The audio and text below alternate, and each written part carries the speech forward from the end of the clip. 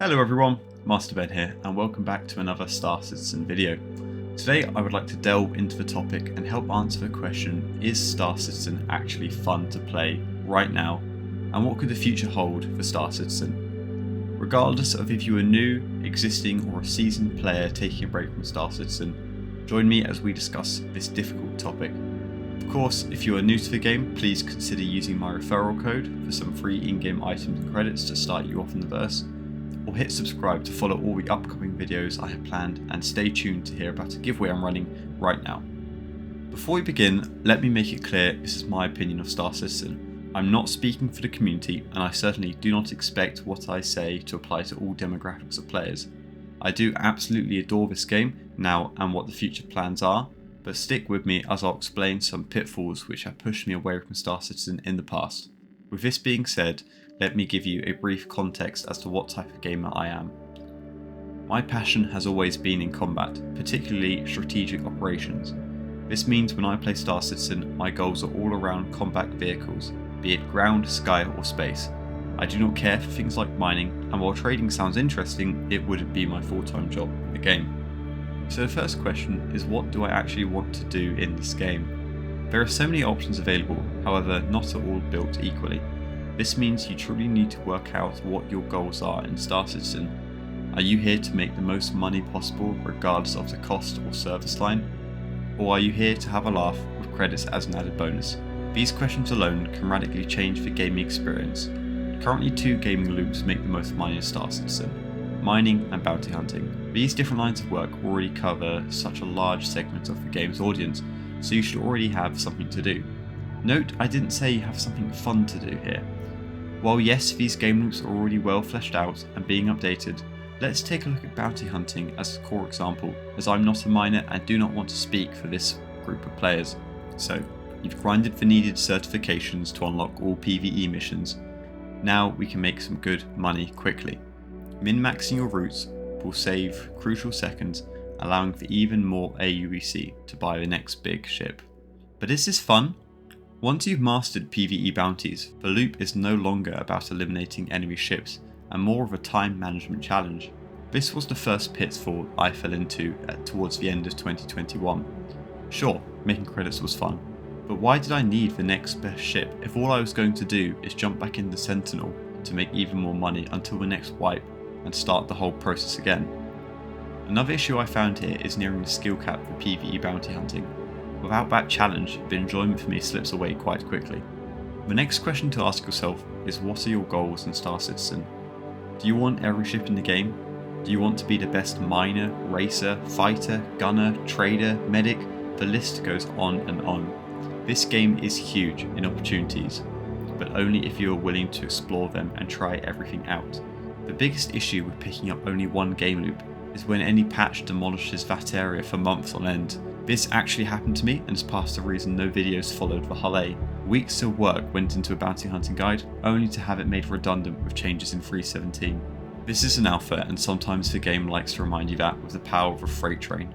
To be honest, thick skin is needed to put up with some of these bugs. You can help yourself with a great PC that sometimes hides these performance bugs, but getting attacked by an elevator or falling through a floor is never fun. Finally is the time investment into Star Citizen, now and in the future. From waiting for elevators all the way to quantum travelling through multiple systems, it's no secret Star Citizen has no loading screens between anything in the game. Everything is in real time right in front of your eyes. While this has some major benefits like stunning jumps into cities, the obvious question is, how long are you willing to wait? Stanton is a rather small system when compared to the upcoming Pyro system, which is around 3 times larger. Currently, the longest jump takes around 8 minutes roughly to complete with the fastest quantum drive. Are you willing to wait 24 minutes to jump from one objective to the next? And when ship reclaiming is no longer a thing, what happens if you get killed along the way? No worries, a simple insurance claim wait and another quantum jump wait, and you've made it. The point I'm trying to make here is Star Citizen is currently tiny compared to what CIG envisions, and this could mean the spreading and scarcity of parts and resources. No longer is the best quantum jump always 5 minutes away, and what if your starter ship can't even make the jump to pick it up? Sure, this makes its own gameplay, like using community-run Starliners to travel around and pick up goods, but I hope you understand my point. we as players take for granted the current availability and crucially accessibility of components. Right, I have gone over some of my biggest pitfalls of Star Citizen.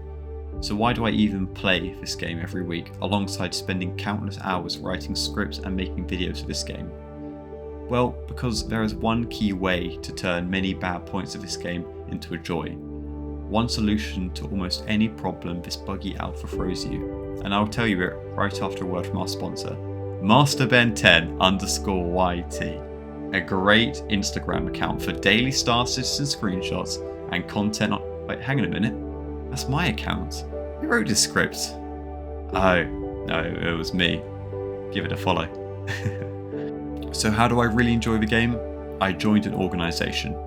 This was the best decision I ever made in relation to this game, because it's very likely you, the viewer, have bad days, experience burnout, or simply want to chat with like-minded people without actually playing the game. In fact, there are orgs for almost everything in Star Citizen. The most important thing to remember is this game is as fun as you make it. These days I help run an org known as Frontier Consolidated. We have a very open community covering all parts of the game. My role is within heading up the combat part of the org and community. If you're interested in joining, there's a link in the video description. But as stated, you can find all types of orgs through Star Citizen's website and Spectrum, so don't feel obligated just to join one. Another key way to enjoy the longevity of your fun in Star Citizen is taking regular breaks. A bug stopping you from having fun, or are you simply tired of grinding out one game loop? If that's the case, just stop. This game is still under development, and if you are here for the long run, it's no bad thing having a pause and playing a different game. It's not uncommon for backers who have spent small or vast amounts of money on this game to actually play it very little. Either they are waiting for something new, or simply have seen the cycle too many times. Good things come and go in Star Citizen, so don't feel forced to play every patch every day. Finally, let's talk about spending in Star Citizen. With almost every flyable ship being purchasable in game, there is no need to spend more on the game than simply a standalone game package. Spending more is not obligated, nor does it lead to more fun in the game, because Star Citizen is a game for groups. If you turn up in a smaller ship, it will still be great, and the chances of someone having already purchased the ship you want to try are very high. While joining an org does make the game more enjoyable, it's very common to hear members discussing their fleets or new purchases. I personally would strongly advise you to ignore these conversations. Spending more money than you originally planned in Star Citizen is very easy and very common, and their business model tries to force you into doing this at every single corner. But please spend what you can afford, and remember that just because someone else purchased something doesn't mean you need to, nor does it mean they are getting more enjoyment in the game than you are. So let's wrap this thing up. Is Star Citizen actually fun? Well, yes, it really is.